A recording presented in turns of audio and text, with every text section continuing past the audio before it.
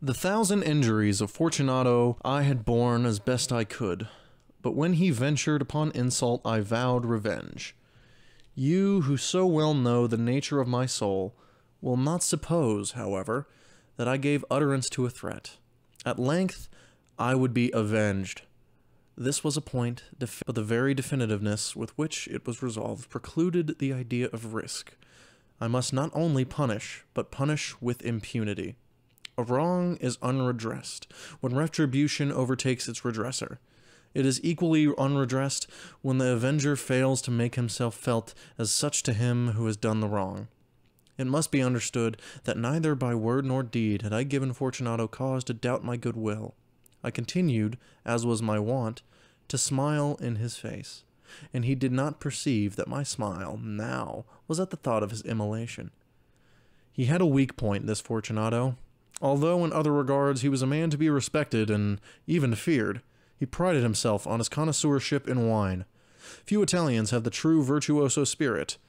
For the most part, their enthusiasm is adopted to suit the time and opportunity, to practice imposture upon the British and Australian millionaires. In painting and gemmary, Fortunato, like his countrymen, was a quack, but in the matter of old wines he was sincere. In this respect, I did not differ from him materially.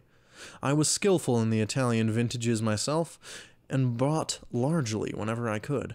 It was about dusk one evening, during the supreme madness of the carnival season, that I encountered my friend. He accosted me with excessive warmth, for he had been drinking much. The man wore motley. He had on a tight-fitting, party-strapped dress, and his head was surmounted by the conical cap and bells. I was so pleased to see him that I thought I should never have done wringing his hand. I said to him, "My dear Fortunato, you are luckily met. How remarkably well you are looking today. But I have received a pipe of what passes for Amontillado, and I have my doubts." "How?"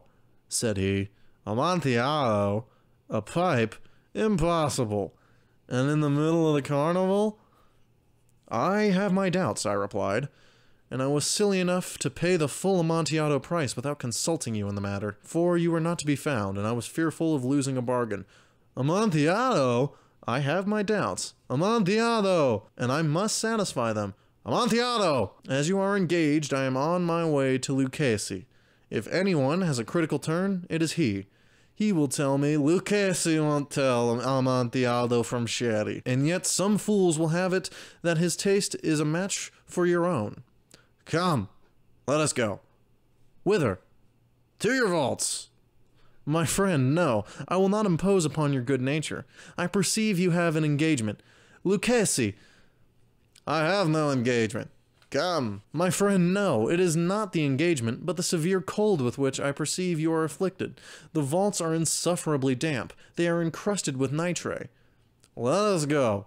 Nevertheless, the cold is merely nothing. Amontillado, you have not been imposed upon. And as for Lucchese, he cannot distinguish Sherry from Amontillado." Thus speaking, Fortunato possessed himself of my arm.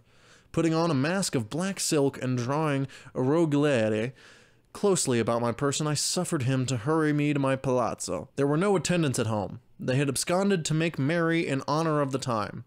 I had told them that I should not return until the morning, and had given them explicit orders not to stir from the house. These orders were sufficient, I well knew, to ensure their immediate disappearance, one and all, as soon as my back was turned. I took from their sconces 2 flambés, and giving one to Fortunato, bowed him through several suites of rooms to the archway that led into the vaults.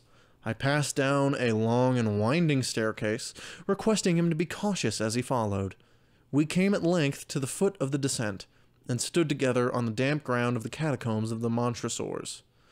The gait of my friend was unsteady, and the bells upon his cap jingled as he strode. "The pipe," said he. "It's farther on," said I, "but observe the white webwork which gleams from these cavern walls." He turned towards me, and looked into my eyes with 2 filmy orbs that distilled the rem of intoxication. "Nitre?" he asked, at length. "Nitre," I replied. "How long have you had that cough?" "Gug, gug, gug, gug." My poor friend found it impossible to reply for many minutes. "It's nothing," he said at last. "Come," I said with decision, "we will go back. Your health is precious. You are rich, respected, admired, beloved. You are happy as once I was. You are a man to be missed. For me, it is no matter. We will go back. You will be ill, and I cannot be responsible. Besides, there is Lucchesi." "Enough," he said. "The cough is a mere nothing. It will not kill me. I shall not die of a cough." "True, true," I replied. "And indeed, I had no intention of alarming you unnecessarily, but you should use all proper caution.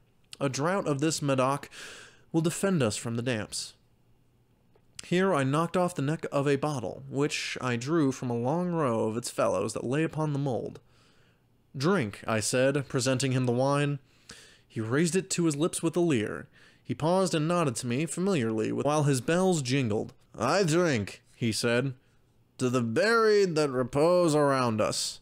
"And I to your long life." He again took my arm, and we proceeded. "These vaults," he said, "are extensive." "The Montresors," I replied, "were a great and numerous family."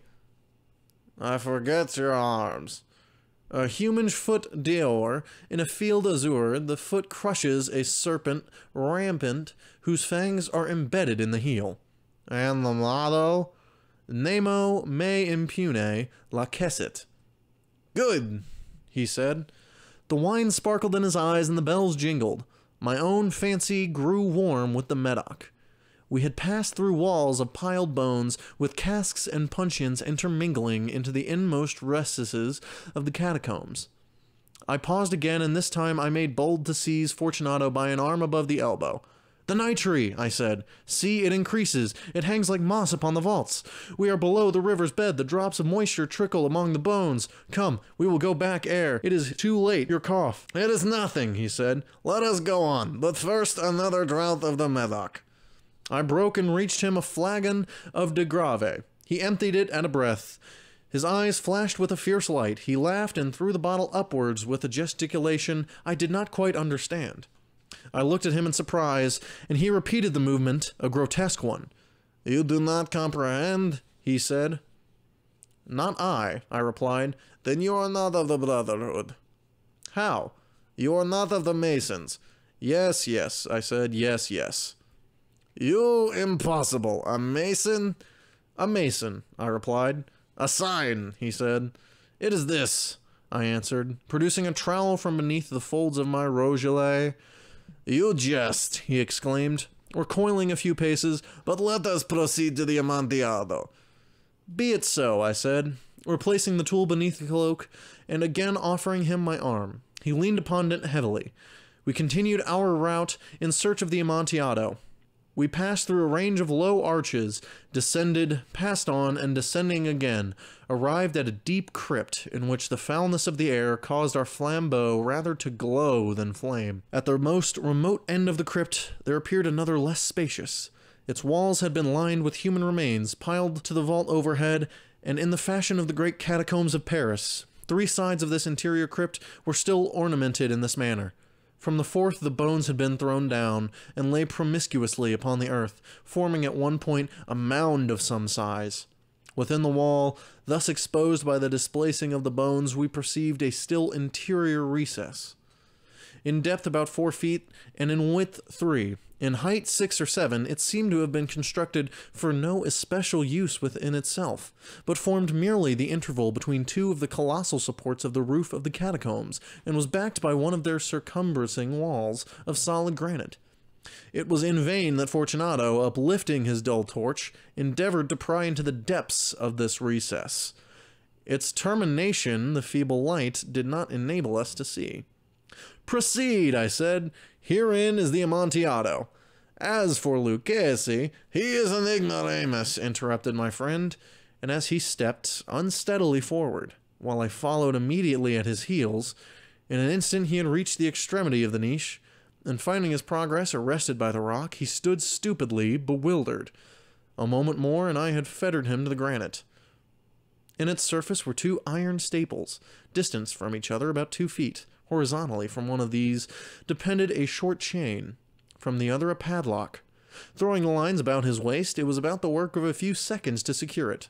He was too much astounded to resist, and withdrawing the key, I stepped back from the recess. "Pass your hand," I said, "over the wall. You cannot help feeling the nitre. Indeed, it is very damp. Once more, let me implore you to return. No? Then I will positively leave you, but I must first render you all the little attention in my power." "The Amontillado!" ejaculated my friend, not yet recovered from his astonishment. "True," I replied, "the Amontillado." As I said these words, I busied myself among the pile of bones of which I have before spoken. Throwing them aside, I soon uncovered a quantity of building stone and mortar. With these materials and with the aid of my trowel, I began vigorously to wall up the entrance of the niche. I had scarcely laid the first tier of my masonry when I discovered that the intoxication of Fortunato had in great measure worn off.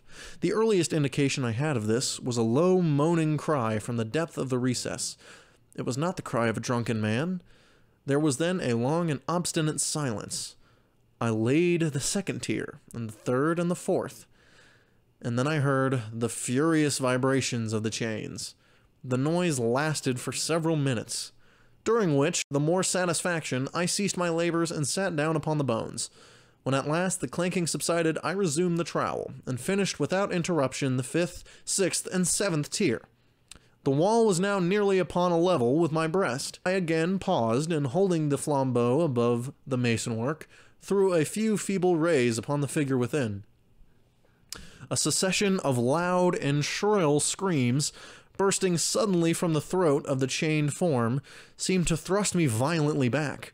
For a brief moment I hesitated. I trembled. Unsheathing my rapier, I began to grope with it about the recess, but the thought of an instant reassured me. I placed my hand upon the solid fabric of the catacombs, and felt satisfied.